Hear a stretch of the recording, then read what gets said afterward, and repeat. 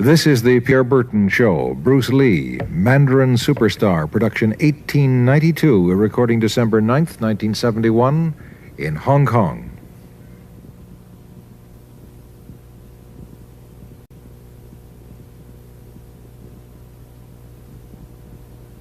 Bruce Lee faces a real dilemma. He's on the verge of stardom in the United States with a projected TV series on the horizon, but he's just achieved superstardom as a film actor here in Hong Kong. So what does he choose, the East or the West? It's a kind of problem that most budding movie actors would welcome. It's the Pierre Berton Show, the program that comes to you from the major capitals of the world. This edition comes to you from Hong Kong. And Pierre's guest is the man who taught karate, judo, and Chinese boxing to James Garner, Steve McQueen, Lee Marvin, and James Coburn. The newest Mandarin superstar, known in the West for his appearances in Batman, The Green Hornet, Ironside, and Longstreet. His name is Bruce Lee, and he doesn't even speak Mandarin. And here's Pierre. Well, how can you play in Mandarin movies if you don't even speak Mandarin? How do you do that? Well, first of all, I speak only Cantonese. Yeah. So, I mean, there is quite a difference as far as pronunciation and things like that go. So somebody else's voice is used, right? Definitely, definitely. You just make the words. Doesn't that sound strange when you go to the movies, especially in Hong Kong, in your own town, and you see yourself with somebody else's voice? Well, not really, you see, because most of the Mandarin pictures done here are dubbed anyway. They're dubbed anyway? Anyway. I mean, disregard. I mean, they shoot without sound. So it doesn't, make any difference. Your lips never quite make the right words, do they? Well, that's where the difficulty lies, you see. I mean, in order to, because the Cantonese have a different way of saying things, different from the Mandarin. Yeah. So I have to find like something similar to that and keep a kind of a feeling going behind that. Something that matching the Mandarin deal. Like the old silent days. Complicated? Like the old silent days. But I gather in the movies made here, the dialogue is pretty stilted anyway. Yeah, I agree with you. I mean, see, to me, a motion picture is motion. Yeah. I mean, you got to keep the dialogue down to the minimum. Did you look at many Mandarin movies before you started playing in the first one? Yes. What did you think of them when you saw them? Quality-wise, I mean, I have to admit that it's not quite up to the standard. However, it is growing, and it is getting higher and higher and going toward that standard, that what I would term quality. They say the secret of your success in that movie, The Big Boss, which was such a success, you rocketed you to stardom in Asia, was that you did your own fighting. As an expert in the various martial arts in China, what did you think of the fighting that you saw in the movies that you studied before you became a star? Well, I mean, definitely in the beginning, I had no intention or whatsoever that what I was practicing and what I'm still practicing now would lead to this to begin with. But martial art has a very, very deep meaning as far as my life is concerned, because as an actor, as a martial artist, as a human being, all these I have learned from martial art. Maybe for our audience who doesn't know what it means, you might explain exactly what you mean by martial art. Right. Martial art include all the combative arts like karate or karate, judo, Chinese kung fu or Chinese boxing, whatever you call it. All those. You see, like Aikido, Korean, I can go on and on and on. But it's a combative form of fighting. I mean, it's not, some of them became sport, but some of them are still not. I mean, they use, for instance, kicking to the groin, jabbing fingers at the eyes, and things like that. No wonder you're successful in the Chinese movies. They're full of this kind of action anyway. They needed a guy like you could... Violence, man. So you didn't have to use a double when you moved into the motion picture world here. You did it all yourself. Right. Can you break 5 or 6 pieces of wood with your hand or your foot? I'll probably break my hand and foot. But tell me a little bit... you set up a school in Hollywood, didn't you, for people like James Garner and Steve McQueen and the others? Yes. Why would they want to learn Chinese martial art? Because of a movie role? Not really. I mean, most of them, you see, to me, at least the way that when I teach it, all type of knowledge ultimately means self-knowledge. So therefore, they are coming in to, and ask me to teach them not so much of how to defend themselves or how to do somebody in. Rather, they want to learn to express themselves through some movement, be it anger, be it determination, or whatsoever. So in other words, what I'm saying, therefore, is that he is paying me to show him in combative form the art of expressing the human body. Which is acting, in a sense, isn't it? Well... Or it would be useful, too, for an actor to have it's... it might sound too philosophical, but it's unacting acting or acting unacting, if you... You've lost me. I have, right? So what I'm saying, actually, you see, it's a combination of both. Here it is the natural instinct, and here is control. You are to combine the two in harmony. Not, if you have one to the extreme, you will be very unscientific. If you have another to the extreme, you become all of a sudden a mechanical man, no longer a human being. So it is a successful combination of both. So therefore, it is not only, so therefore it's not pure naturalness or unnaturalness. The ideal is unnatural naturalness or natural unnaturalness. Yin-yang, eh? Right, man, that's it. One of your students, James Coburn, played in a movie called Our Man Flint, in which he used karate. Is that what he learned from you? He learned it after. Oh, he went... yeah. After he played in Our Man Flint. Right. You see, actually, I do not teach, karate, because I do not believe in styles anymore. I do not believe that there is such thing as like Chinese way of fighting or the Japanese way of fighting or whatever way of fighting, because unless human beings have 3 arms and 4 legs, we will have a different form of fighting. But basically, we have only 2 hands and 2 feet. So styles tends to not only separate man, because they have their own doctrines, and then the doctrine became the gospel truth, that you cannot change, But if you do not have styles, if you just say, well, here I am, as a human being, how can I express myself? Totally and completely. Now, that way, you won't create a style, because style is a crystallization, that way it's a process of continuing growth. You talk about Chinese boxing. How does it differ from, say, our kind of boxing? Well, first we use the feet.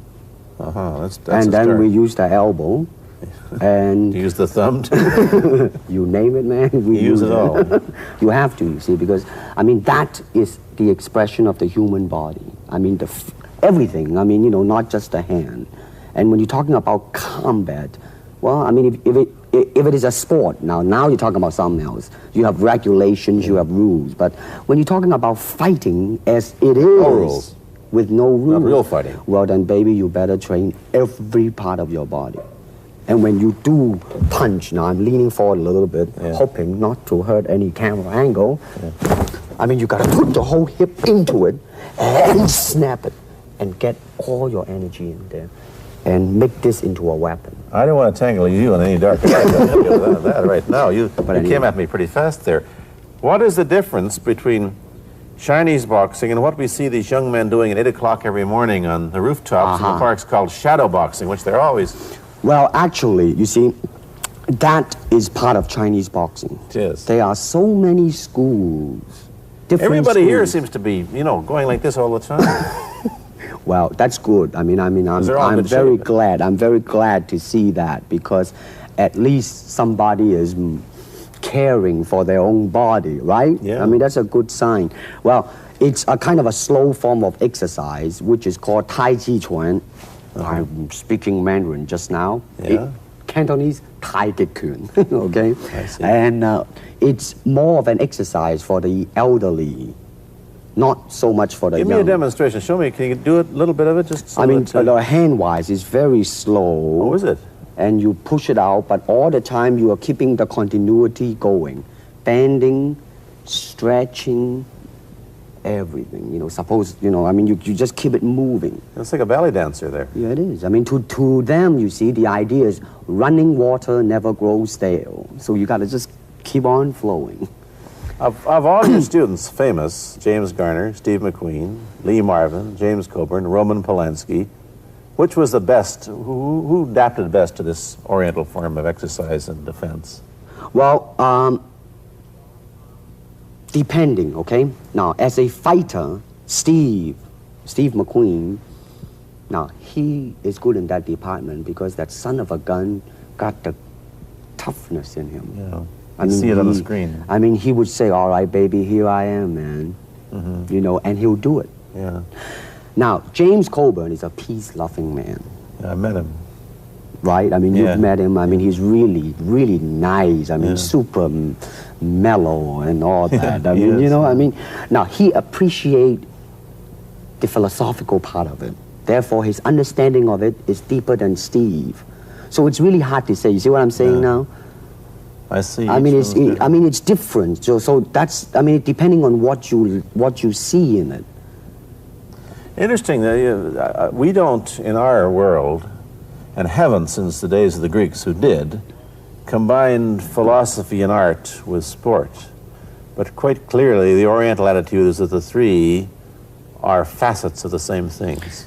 Man, listen, you see, really, to me, okay, to me, ultimately, martial art means honestly expressing yourself. Now, it is very difficult to do. I mean, it is easy for me to put on a show and be cocky and be flooded with a cocky feeling and then feel like pretty cool and all that. Or I can make all kinds of phony things, you see what I mean? Blinded by it. Or I can show you some really fancy movement. But to express oneself honestly, not lying to oneself, and to express myself honestly, now that, my friend, is very hard to do. And you have to train. You have to keep your reflexes so that when you want it, it's there. When you want to move, you're moving. And when you move, you are determined to move. Not taking 1 inch, not anything less than that. If I want to punch, I'm going to do it, man, and I'm going to do it, you see. So, I mean, so that is the type of thing you have to train yourself into it, to become one with the, you think? Yeah, this is very un-Western, this attitude. I want to ask you about your movie and TV career, but first we'll take a break. Then I'll be back with Bruce Lee. I've been talking to Bruce Lee mainly about the Chinese martial arts, which include things like Chinese boxing, karate, and judo, which is what he taught when he was in Hollywood. After he left the University of Washington, where he studied, of all things, philosophy, if you can believe that. He did, but that, perhaps you understand why the two go together from the first half of this program. And you can perhaps understand how he got into films. He knew a lot of actors, but I'm told that you got the job on the Green Hornet, where you played Kato the chauffeur, mainly because you're the only Chinese-looking guy who could pronounce the name of the leading character, Britt Reed. I meant that as a joke, of course. And it's a heck of a name, man. Yeah. I mean, every time I said it at that time, I was super conscious. I mean, really now, that's another interesting thing, huh? Let's say if you learn to speak Chinese. Yeah. And it's very, I mean, it's not difficult to learn and speak the word. The hard thing, the difficult thing, it's behind what is the meaning, what brought on the expression and feelings behind those words. Like when I first arrived in the United States, and I look at a Caucasian, and I really would not know whether he was putting me on or is he really angry, because we have different way of reacting to it. See, those are the difficult things, you see.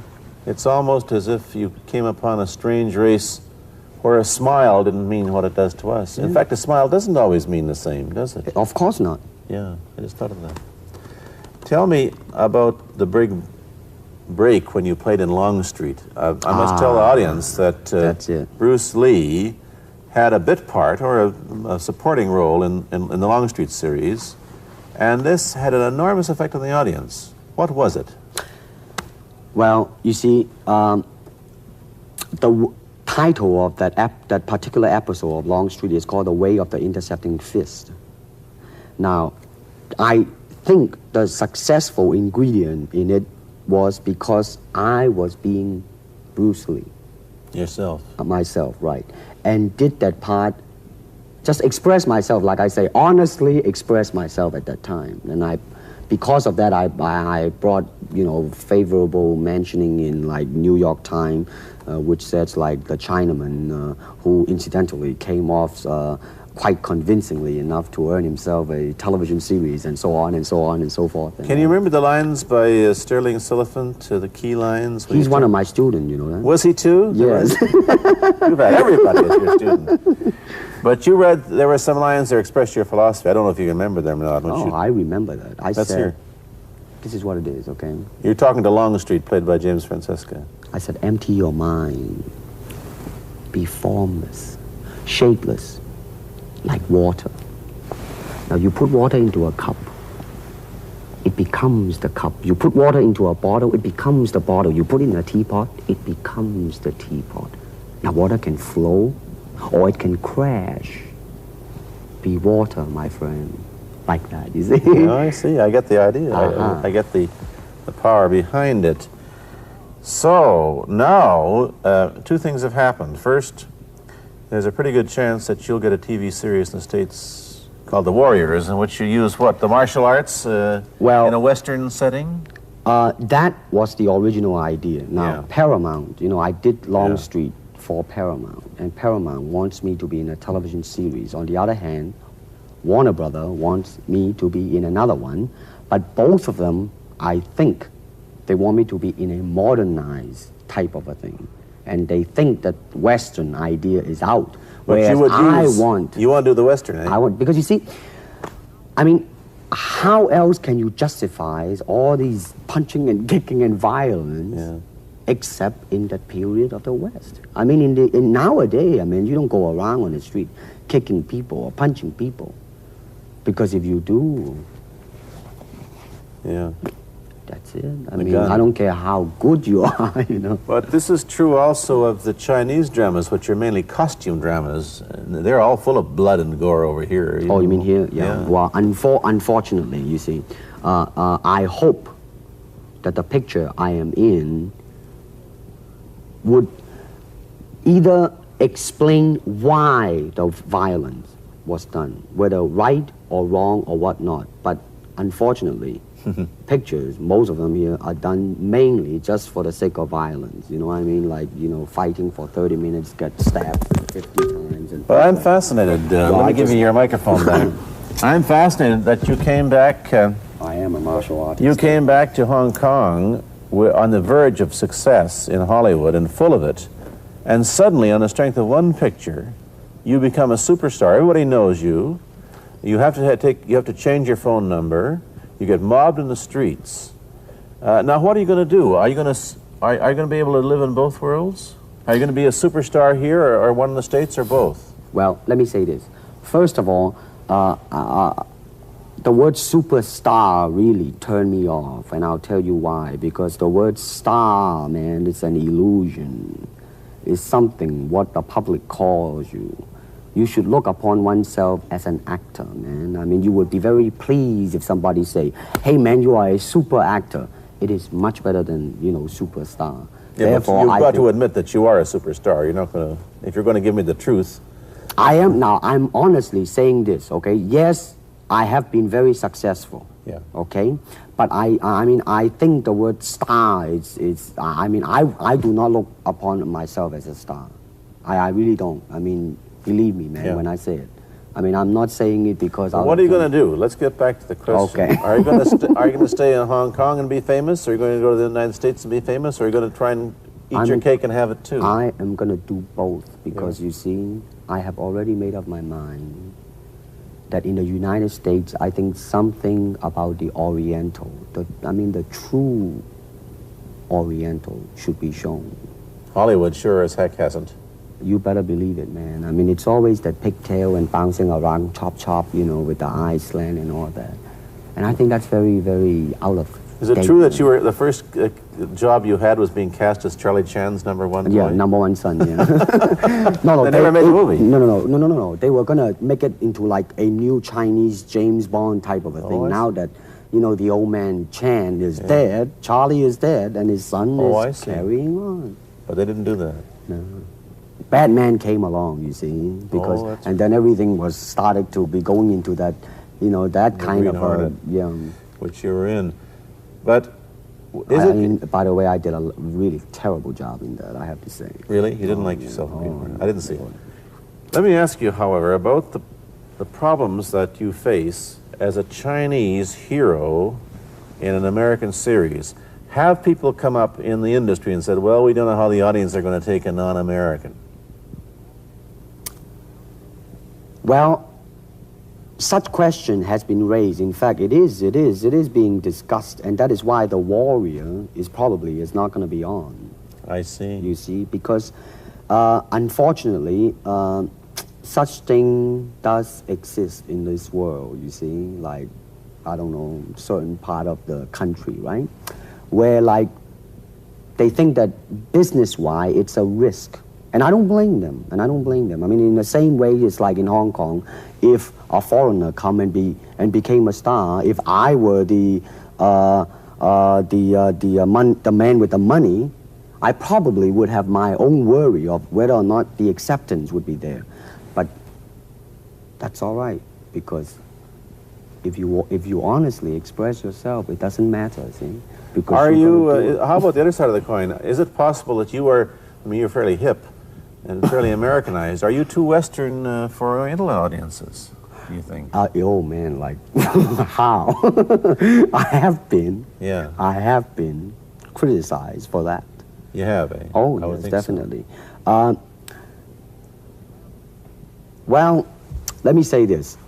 When I do the Chinese film, I'll try my best not to be as American as I, you know, have been adjusted to for the last 12 years in the States.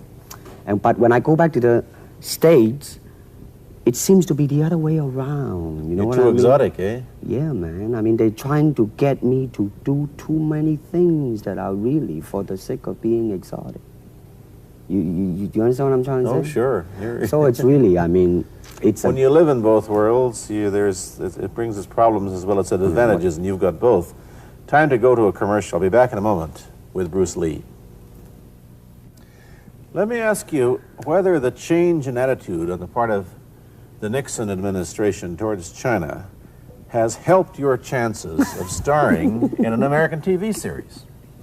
Well, first of all, this happened before that. Yeah. But I do think that things of Chinese will be quite interesting for the next few years. I mean, not that I'm politically, you know, inclining toward anything. You know, I understand that. I'm just wondering. But I mean, once the opening of China, you know, I mean, that it will bring more understanding. Yeah. More things that are, hey, like different, you know? And maybe in the contrast of comparison, some new thing might grow. So therefore, I mean, it's a very rich period to be in. I mean, like, if I were born, let's say, 40 years ago. Yeah. If I have a thought in my mind, I said, boy, I'm gonna star in a movie or star in a television series in America. Well, that might be a vague dream, but I think right now, maybe, man. You still think of yourself Chinese, or do you ever think of yourself as North American? You know what I want to think of myself? As a human being. Because, I mean, I don't want to sound like, you know, as Confucius say, but under the sky, under the heaven, man, there is but one family. It just so happened, man, that people are different. Okay, we got to go. Thank you, Bruce Lee, for coming here. Thank you for watching. Thank you. You've been watching Bruce Lee on The Pierre Berton Show, a half-hour program of conversation, opinion, and debate. This is Bernard Cowan speaking.